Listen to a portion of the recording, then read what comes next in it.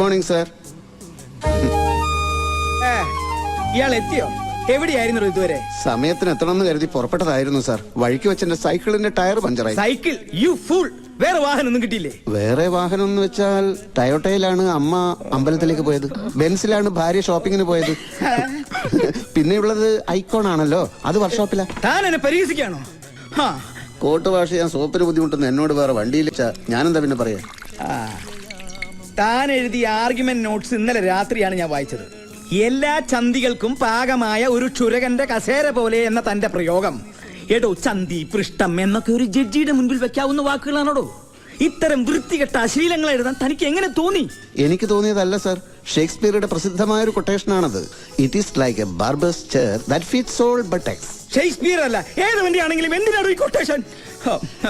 ഷേക്സ്പിയറെ ഞാൻ കൊല്ലും. An apt quotation is an ornament